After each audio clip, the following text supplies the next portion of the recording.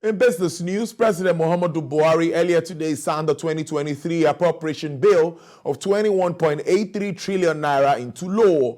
The approved budget was jerked by 1.31 trillion naira, which was moved from the initial 20.5 trillion naira to 21.8 trillion naira by the National Assembly. Out of the total sum, 967.48 billion naira was earmarked for statutory transfers, 6.5 trillion naira for debt servicing, 8.32 trillion naira for recurrent non-debt expenditure, while a sum of 5.97 trillion naira was for capital expenditure for the year ending 31st day of December 2023. In the past budget, benchmark price of crude oil is pegged at $75 per barrel, with crude oil production at 1.69 million barrels per day, exchange rate at 435 naira to a dollar, gross domestic product GDP growth rate at 3.75%, and inflation rate pegged at 17.16%. Well, in other news, Nigeria's external reserves fell by $3.43 billion in 2022. That's from $37.09 billion it recorded on December 29th. That's according to figures released by the Central Bank of Nigeria. According to the Apex Bank, the reserves, which stood at $40.52 billion as of December 31st, 2021, were slid down to $37.09 billion at the end of 2022. The governor of the Central Bank of Nigeria, Mr. Godwin Emefiele, attributed the decline in external reserves as a result of lower crude oil price in the future market. Now, hereby urging the commercial banks to sustain its current policies to boost non-oil exports in order to shore up the foreign exchange market. He, however, noted that gross external reserves decreased by 1.34% as at the end of October 2022 to $36.87 billion from $37.39 billion at the end of September 2022. Despite myriads of challenges that stunted growth in Nigeria's economy in the past year, the Nigerian Export Promotion Council has contributed about $6 billion to the nation's economy through the export of Nigeria's non-oil products. The council's executive director and chief executive officer, Dr. Ezra Yakusak, in an exclusive chat with TVC News on Business Nigeria, attributes the successful achievements to the federal government's commitment to the initiation of various policies and projects that has helped stimulate non-oil exports across the country. These challenges we had, there were various interesting and great strides or achievement that we had. You recall that from January to June last year, that's our first half-year report, we recorded a total number of a sum of $2.5 billion as foreign exchange earning from non-oil export. And of course, that happened because about 4,146 metric tons of goods were exported from Nigeria. And that's about a 62% increase. By the way, I need to say that that was the highest volume of trade we had, in non-oil export in the past 4 years.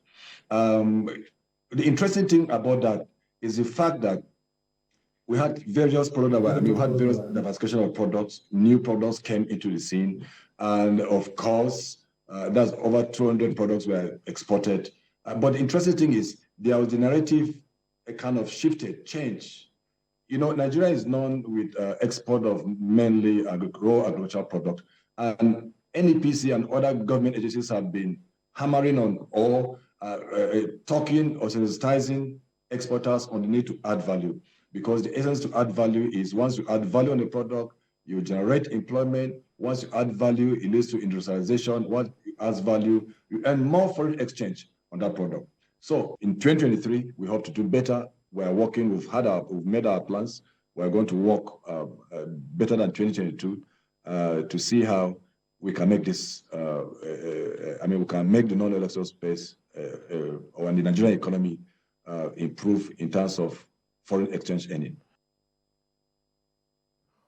Dr. Ezra Yekusak there. He was on our business program, Business Nigeria. We're moving on. Deposit money banks and merchant banks borrowing from the Central Bank of Nigeria's discount window drops to 11.01 trillion naira in 2022. The window, also known as the standing lending facility, experiences a decline of 15% from 13.01 trillion in the previous year to 11.01 trillion naira.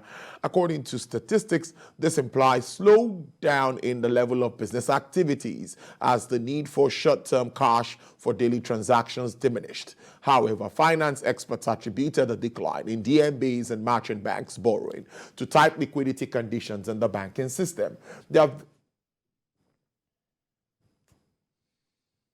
Away from that, the available generation capacity in Nigeria's power sector has dropped from 6,336.52 megawatts recorded in 2021 to 5,346.82 megawatts in 2022. Well, that's according to latest data on electricity generation trend.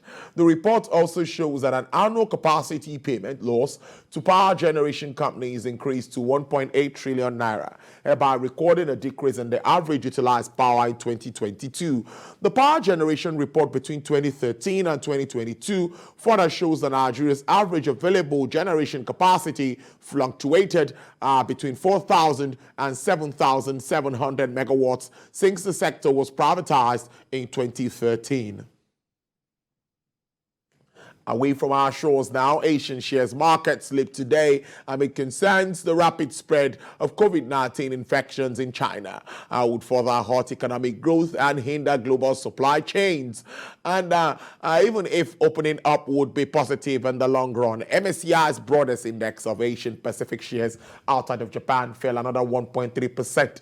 Having lost a fifth of its value last year. Japanese shares trading was shut for a holiday, but Nikkei futures were trading lower at 25,655 compared to its last close of 26,094. Also, Chinese blue chips fell 0.8%, while Hang Seng dropped 2%.